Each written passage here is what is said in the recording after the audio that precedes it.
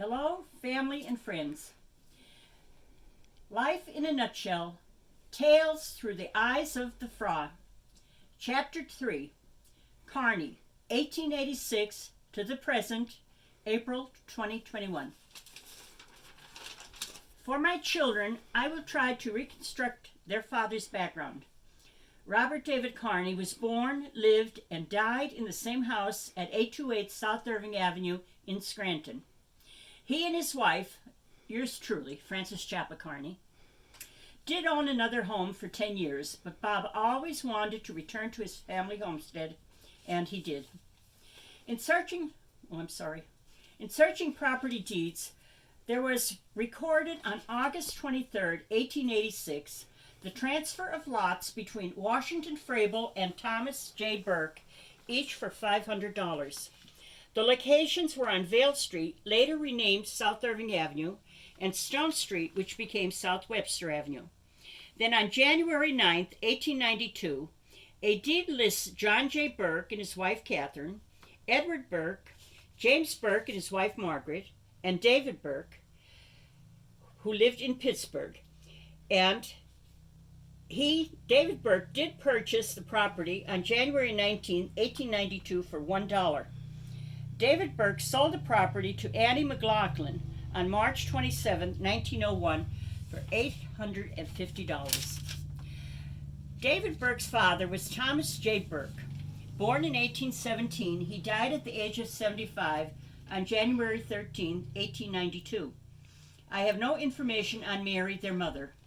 The Burke family came from Connemara on Ireland. This was told to me by a distant Burke cousin. Annie McLaughlin's father was also a Thomas, and her mother was also a Mary. I have no information on them.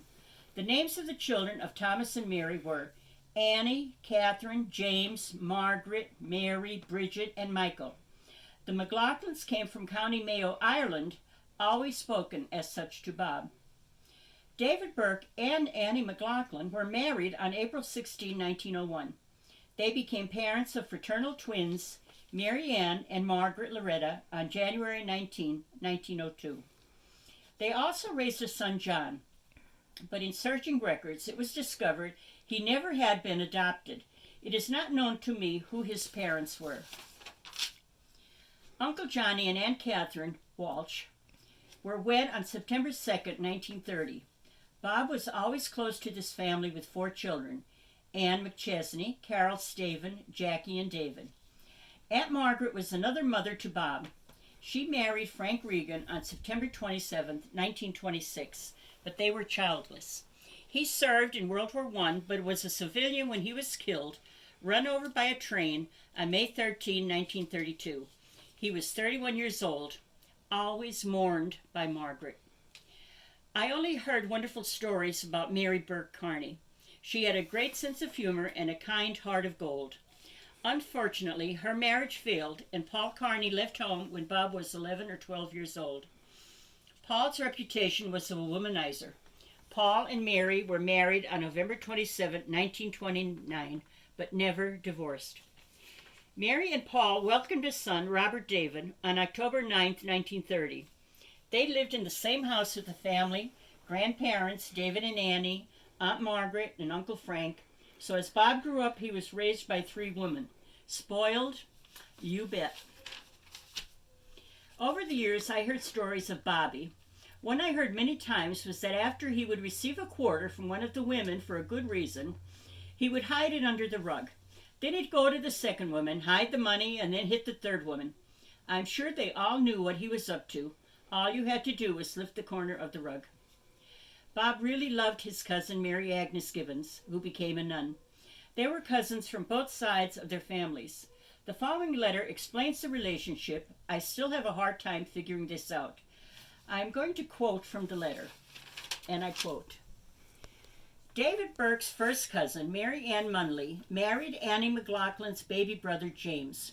When Mary and James were married, it was a double wedding, and it is said that the 2 couples were married from Aunt Annie and Uncle Dave's home on South Irving Avenue. The other couple were part of the double wedding. They were also relatives. What do I know about the relatives? When Mary and James, my grandparents, were courting Poppy, James made Ma, Mary, pay her own street cart fare. Poppy must have been a bit spoiled as the youngest of his family. He deeply loved his sister Annie and disliked his older sister Katie. His sister Mag was okay with him, but when she came back to the States and lived with Katie, he did keep his distance in. The McLaughlins had at least one more brother who became sort of the black sheep because he went to England to work and live. I was in my teens before I heard of him. I'm not sure about any more brothers and sisters. Annie and James' mother lived to 106 and smoked a clay pipe. My grandparents had rather different names for grandparents, but they are the names they wanted. My thought is the names Ma and Poppy are from the old country. I've heard them used more often lately. Most recently in the family, Uncle Tommy McLaughlin insisted that his grandchildren call him Poppy. There was a lot of visiting back and forth between Orchard Street, where the McLaughlins lived, and the Burkes on South Irving Avenue. On the Kearney side, there isn't much to tell, or I should say I don't know much. Bill Gibbons was a railroader like James McLaughlin. For some reason I don't know, he left the Scranton area and ended up in Verona outside of Pittsburgh. He married Agnes McCafferty, and they were the parents of Ken and Eileen. Bill died when my dad Ken was about 9. Eileen's age is vague. I used to think she was 5 or 6 years younger than Daddy, but now I believe they were close in age. Somewhere in Daddy's late teens, his mother also died. When Bill died, Agnes and the kids moved next door to the McCafferty homestead to care for her father and bachelor brothers. In a short period of time, my grandfather, great-grandmother, great-uncle John's wife, and Aunt Jenny's husband, Uncle Charlie Roth, died. No one has told me this, as the generation is now dead, but I believe they were victims of the great flu in the early part of the century. I'm still quoting from the letter from Mary Agnes. Living with the uncles was difficult, but when Mother died, Daddy was asked to sign over claims to the insurance, etc., in favor of Eileen, who was still in school. When he had done this, he was given $50 and told to go find his way. And he did until the Depression caused him to be laid off from Blah Knox Company. His next move was to hitchhike to New York to look for work.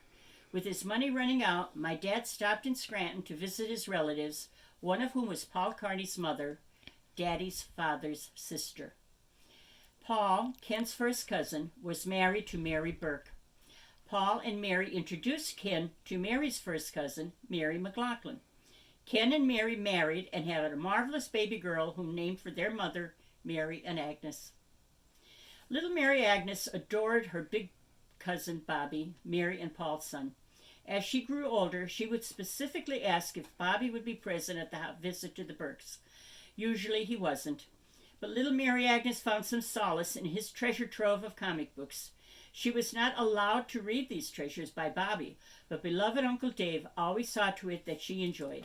It might be said that Bobby made up for this lack of concern on a street corner in downtown Scranton when adorable Mary Agnes was pledging for OHH, but then a sore arm brings back memories of being pummeled on the arm while sitting on the front porch of South Irving. The innocence of Bob's expression each time Peg, Mary, and her parents turned around was worthy of several Academy Awards. However, Bob did let Mary Agnes drive his car in the Murray parking lot. It evens out in the end. End of the quote of the letter from Mary Agnes. Bob's paternal grandmother was Anna Gibbons Kearney. She died on June 6, 1953, 82 years old, having been born in 1871. Bob did have a relationship with her. This family lived in the Pine Brook section of Scranton. She and Patrick Kearney were wed on November 26, 1902. He was 52 years old when he passed away on June 25, 1919. His parents were James Kearney and Bridget Malloy. Anna's parents were Thomas Gibbons and Catherine Ferguson. Anna and Patrick had 3 children.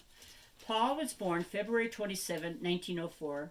Anna was either September or May of 1909, but I am confused about Grace. I had heard she was the oldest, but the date I found for her birthday was June 24, 1915. Grace married Frank Moran and had a beautiful daughter, Rita. They lived in New York City, and Bob did talk of visits there. Aunt Anna married Paul Joyce, and they had 2 sons, Martin and Patrick. Bob did visit Aunt Anna and would on occasion take her to basketball games to see her sons play ball. Bob often spoke to me of their skills. With the large Burke family and the large McLaughlin family, there would be a cousin who became famous. Jason Miller's birth name was John, and his parents were John and Mary Collins Miller. Annie McLaughlin's Burke and Mary Collins' cousin, and Mary Collins' mother, Annie, were first cousins. And the Jason I write of is the Pulitzer Prize winning playwright and actor who lived from 1939 to 2001. I'm really messing this up. Sorry, people. Aunt Anna married Paul Joyce. Oh, I beg your pardon. I'm going back again. Bob. I'm doing the best I can, family. I love you all. Bob was always proud of his living in the Nativity section of Scranton. It was so called because of the church boundary for the beautiful Church of the Nativity. Regarding the property, at some point in time, there was a slim two-story house standing at 828. It was decided to build another half house, attaching it to the original. Whoever the contractor was, he missed the mark. There's an 8-inch difference at the joining in the attic and the second floor. I never did find out which side came first. Mary Burke Carney died on October 29, 1953. Paul Carney died on November 20, 1970. We met with Paul and his second wife in 1965. When Margaret died in 1964, we had a long time neglected estate to settle. We discovered that because Mary and Paul never divorced, Paul was the owner of the house that had been in Mary's parents' home. Paul quit-claimed the deed to Bob and me for $1. We had to meet with him 2 times. The meetings were cordial. We then invited Paul and his and his wife Agnes to Jean's first communion. After this, Paul tried to open up a relationship, but Bob said no. I had to deliver the news. It was a tough chore for me. With Bob passing away in 2008, I am now the owner of the house. It is old, but holds a lot of wonderful memories. That's all. That is.